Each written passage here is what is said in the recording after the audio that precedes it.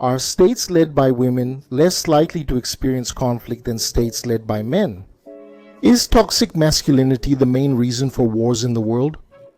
This is a statement that has guided the feminist agenda of movements for more women in leadership positions in states. And in this video we will answer that question. But before that, don't forget to subscribe to the channel and share the video with everyone you know to help the World Geopolitics channel keep growing. Your support is very important, so subscribe by activating the notification bell and share the content with everyone you know. My name is Delion and this is the World Geopolitics channel.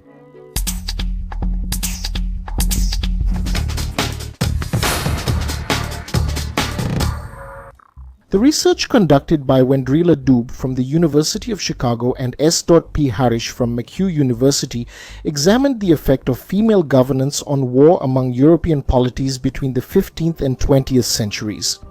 In doing so, they sought to answer the question of whether female leadership would lead to greater peace and whether this is true or a myth. There are two central perspectives. On one hand, it is argued that women, historically seen as less violent than men, could lead states that are less prone to violent conflicts.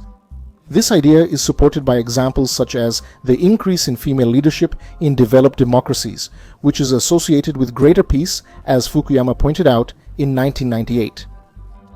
However, it's important to remember that the period from 1945 to 2020 was the longest and most widespread time of peace in world history due to the geopolitical context. In addition, there's the fact that men throughout history have been responsible for planning most wars and genocides. But there's another side to this. It's questioned whether these individual differences in aggressiveness really translate into differences in war policies. Leaders, whether men or women, need to make decisions considering the interests of the state as a whole, not just their personal inclinations. Overly conciliatory war policies can weaken the state in the face of rivals, which leads to the possibility that the war policies of female leaders may not be so different from those of men. So the focus of the research is based on the 15th to the 20th centuries, focusing on European states that had women in power using data on genealogies and participation in conflicts. The idea was to take advantage of aspects of hereditary succession to overcome the bias problem that women often rose to power during times of peace, which could make it difficult to directly analyze their influence on conflicts.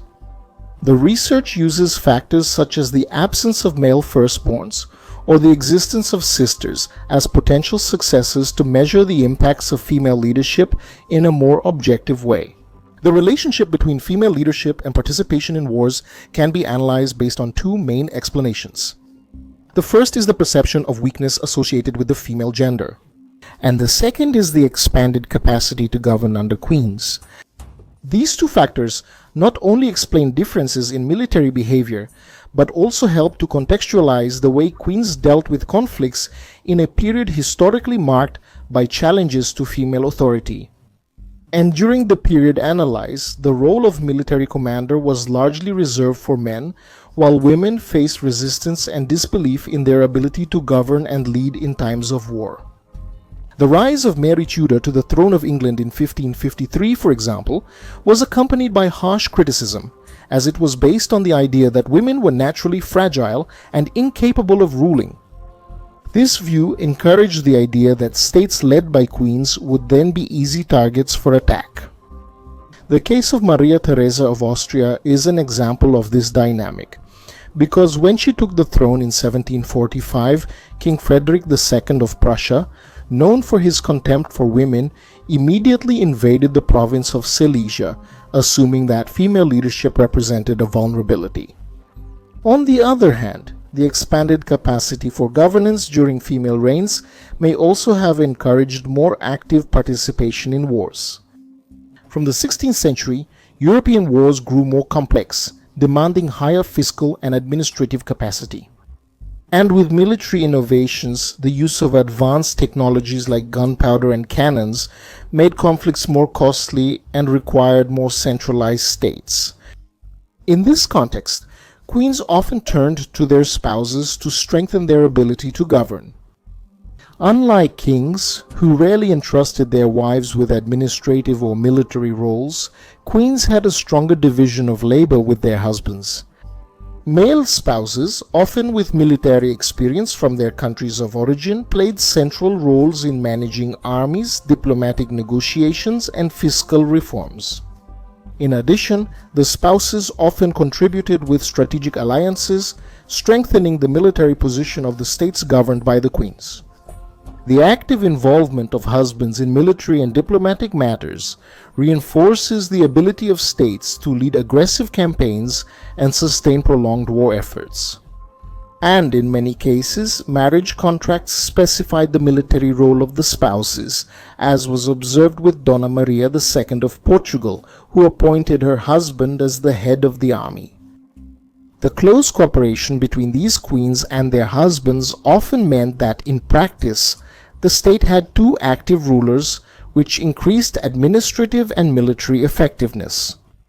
These two factors, the perception of weakness and the increased capability, create very different outcomes, because if the perception of weakness were predominant, states led by women should be more frequently involved in wars in which they were attacked. On the other hand, if increased capability were the determining factor, states led by queens should engage more often in wars as aggressors, especially when led by married queens who could form alliances and delegate significant responsibilities to their husbands. Furthermore, if spousal support was a critical factor in forging alliances, it would be expected that married queens would participate disproportionately in wars alongside their allies. They chose this period I mentioned, from 1480 to 1913, because it marks the beginning of the availability of data on wars and extends up to the start of the First World War, when monarchs' authority to decide on conflicts began to decline. The main sample included 18 geopolitical entities that had at least one queen, totaling 193 reigns, of which 34 were governed by at least one woman, which was about 18%, and although most reigns had a single monarch. In 16 cases there was co-regency, usually between husband and wife or father and son, as in the case of Ivan the Shibusi I and Ivan the Young in Russia. For each monarch, detailed genealogical data was collected, including age at ascending the throne, years of marriage, dissolution of marriage, and birth and death of spouses, children, and siblings.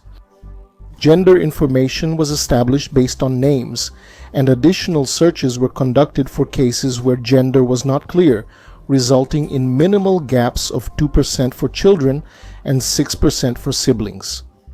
Data on wars was extracted from records of both major wars, which involved more than 50,000 soldiers, and minor wars, but which had important legal or historical consequences.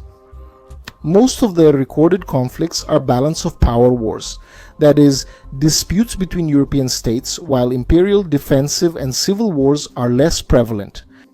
And also, alliances were coded to identify the geopolitical identities that fought alongside allies in conflicts. This was done based on detailed descriptions of the wars, providing a more accurate overview of the dynamics of cooperation between these states.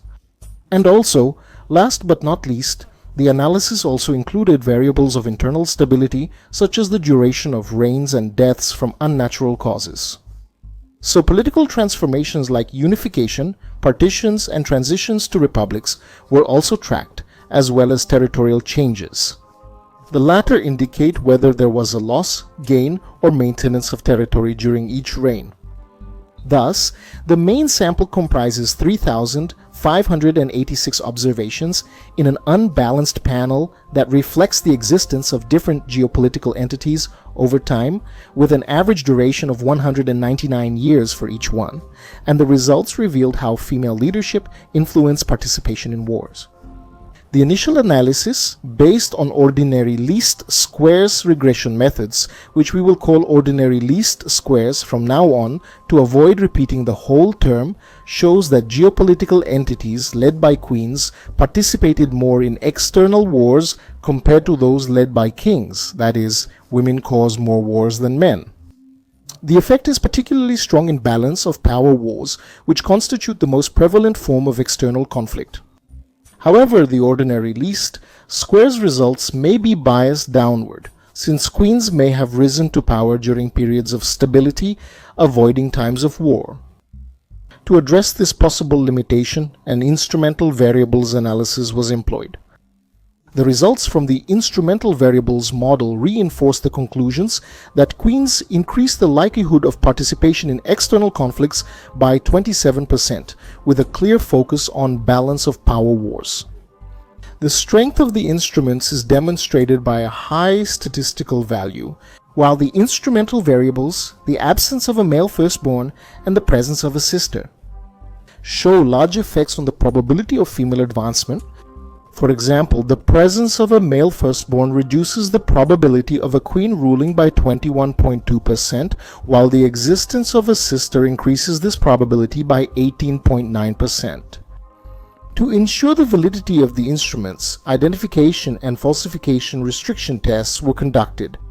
The results indicate that the instruments do not affect participation in wars through alternative means, such as succession conflicts or signs of instability in succession. Moreover, the instruments did not show a greater relationship with participation in wars in geopolitical entities that never had queens. The increased participation in balance of power wars as opposed to defensive or imperial wars suggests that the effect of queens is related to the European context of territorial and political disputes between states. Furthermore, the effect is more evident among married queens, indicating that the support of the husband may have contributed to the state's ability to enter wars. Several additional tests were conducted to verify how robust the results were. Controlling for factors such as age at ascension, presence of deceased siblings, and the extent of conflicts confirms that the results are not sensitive to these variables. And also, the sensitivity analysis showed that the effects are not driven by isolated cases of queens or specific geopolitical entities, indicating that the results are generalizable, that is, they apply to all countries. This makes it very clear how queens participated more frequently in external wars, particularly balance of power conflicts, and how this connects to the ideas of perceived weakness and expanded ruling capacity.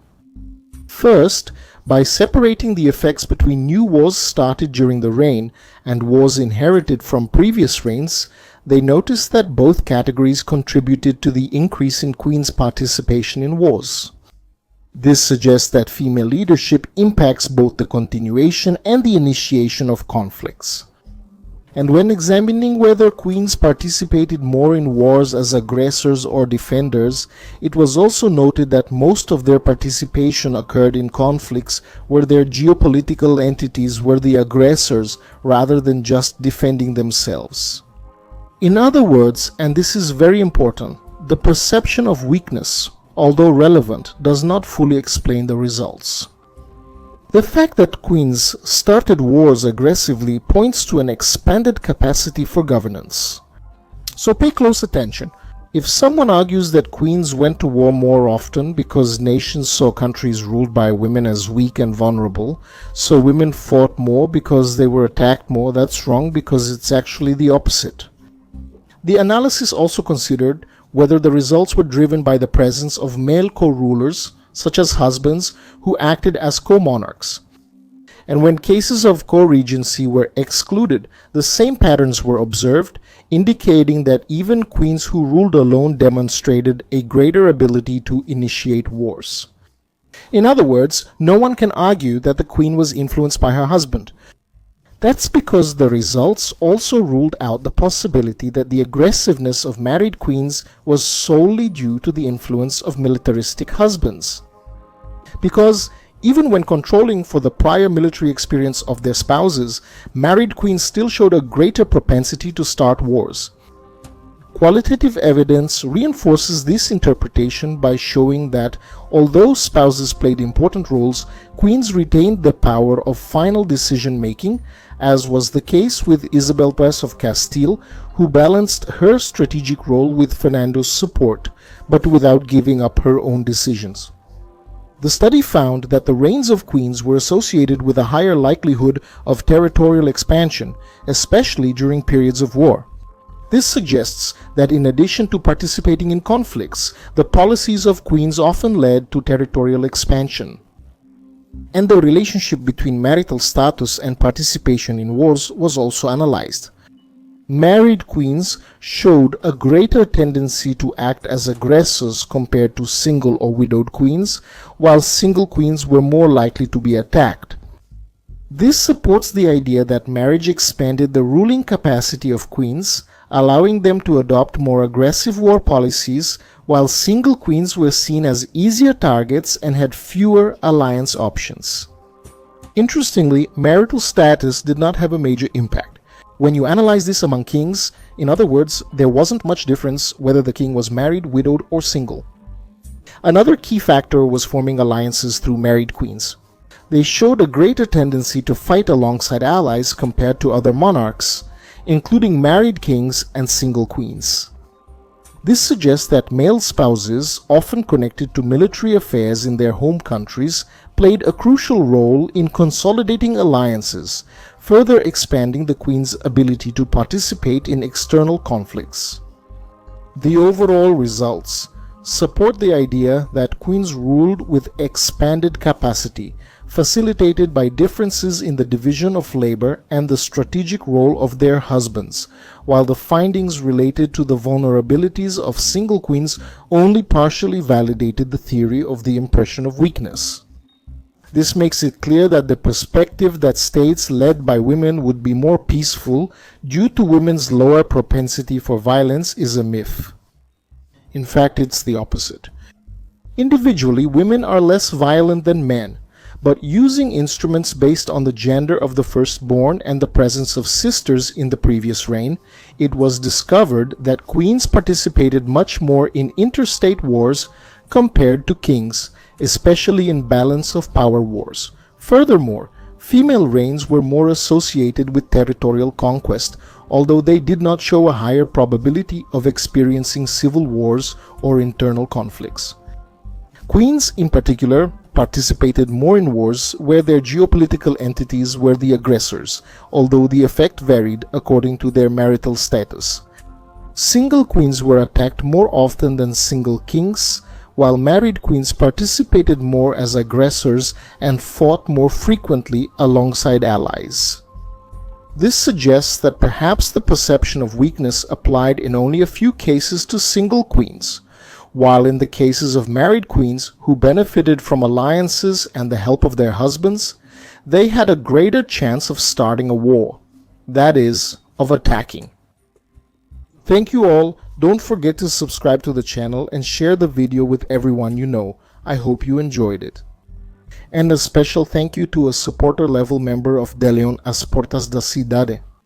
Hugs, and see you in the next video.